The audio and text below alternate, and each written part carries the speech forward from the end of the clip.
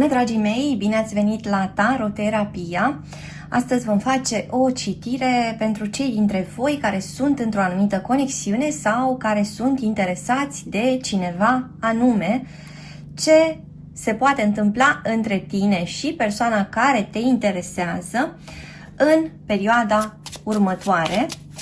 Avem o citire generală, vă invit să luați de aici ce simțiți voi că rezonează. A sărit această carte. Avem aici o situație de conflict, o ceartă recentă pe care ați avut-o poate cu această persoană. Sau unul dintre voi doi se opune unui anumit aspect propus de celălalt partener. Haideți să vedem mai departe. Avem aici o persoană căsătorită sau o persoană care are un rol important în viața ta, ascultătorule.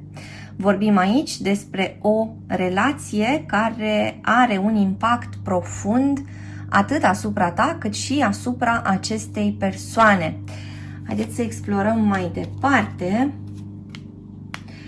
Cineva aici n-a spus adevărul, cineva se învârte cumva în jurul cozii, fără să puncteze ceva important. Pentru o parte dintre voi, posibil să fiți deja într-o separare, posibil să fiți într-o perioadă de pauză sau să nu vorbiți în această perioadă cu această persoană. Explorăm mai departe.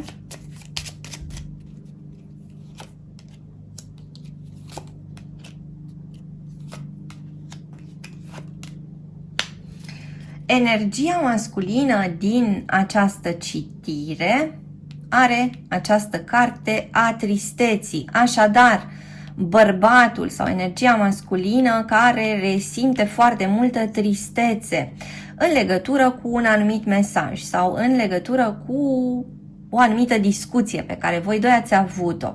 Această discuție avea legătură de asemenea cu povestea voastră, cu relația voastră sau cu angajamentul din această poveste.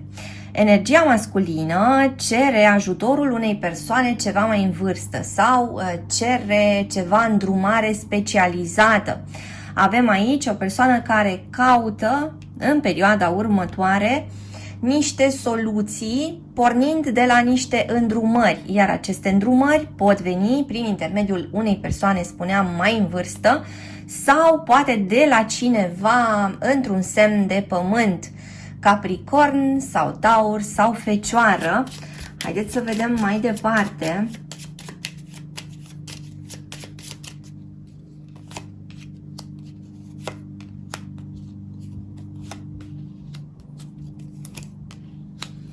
Bun, lucrurile se așează între voi doi în perioada următoare, pentru că, iată, apare aici energia feminină, care are o atitudine ceva mai binevoitoare.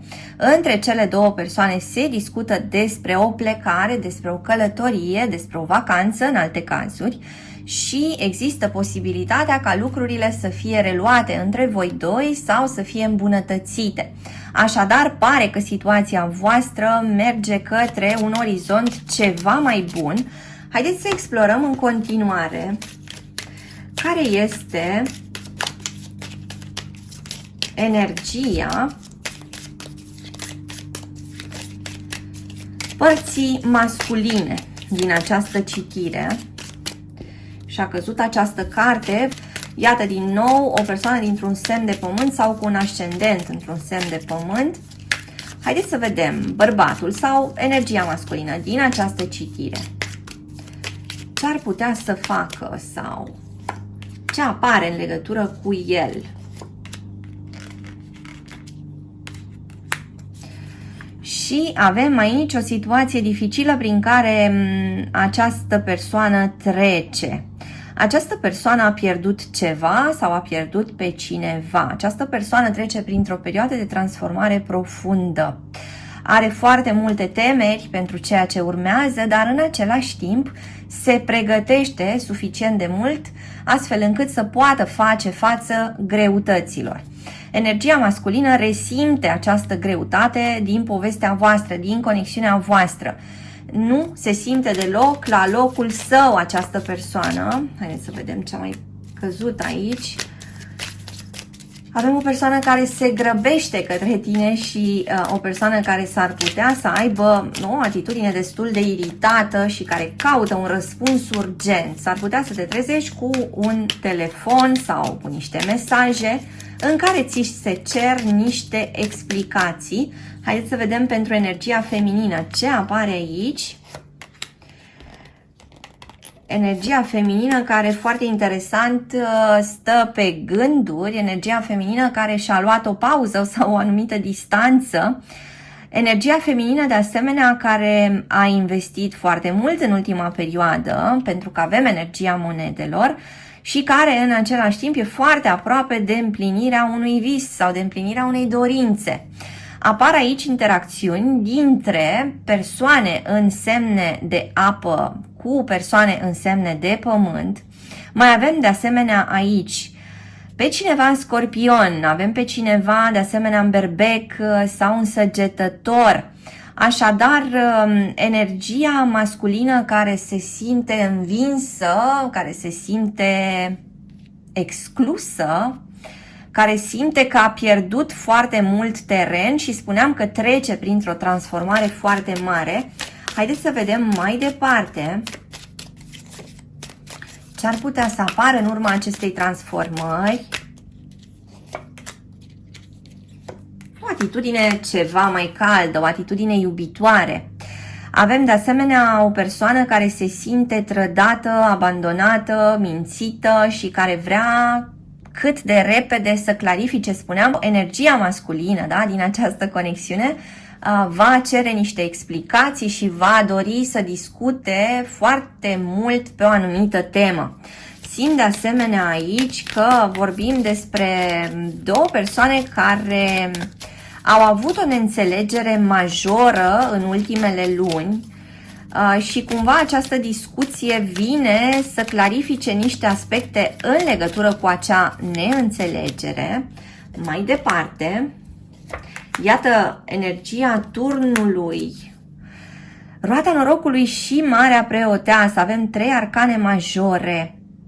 Transformarea este ceva foarte profund și ceva ce va avea un impact pe o perioadă mai lungă, ceva ce poate să aducă o schimbare semnificativă pentru următorii ani în această conexiune. Cineva în pești sau din rac, care ar putea interacționa cu altcineva dintr-un semn de apă sau cu cineva dintr-un semn de foc. Lucrurile sunt pe cale de a se mișca foarte repede și în același timp, spuneam, s-ar putea să aveți parte de niște schimbări aici total neașteptate. S-ar putea ca lucrurile să se întâmple într-un ritm rapid, dar și conținutul acestor lucruri să fie ceva ce practic vă lasă foarte, foarte surprinși.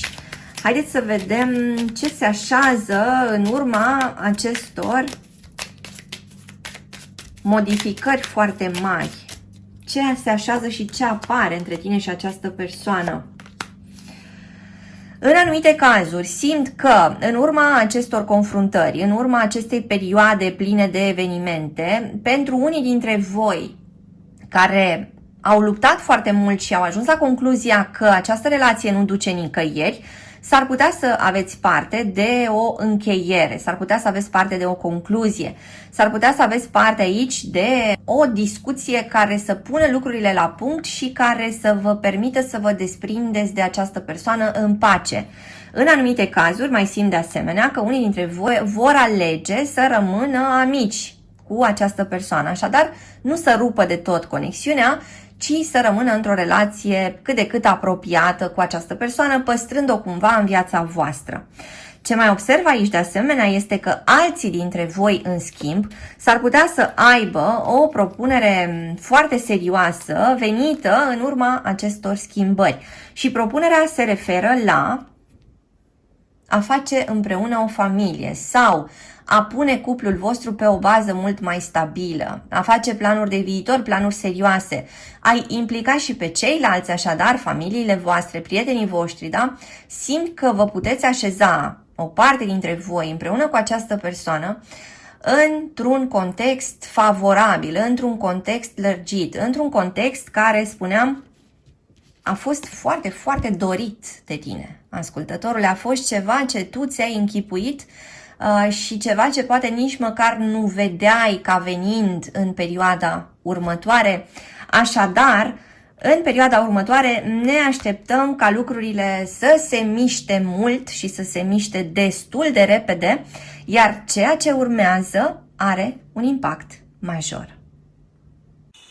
Îți mulțumesc că ai fost cu mine astăzi, te aștept și data viitoare pentru citiri personalizate, meditații audio, cărți audio, cursuri de tarot.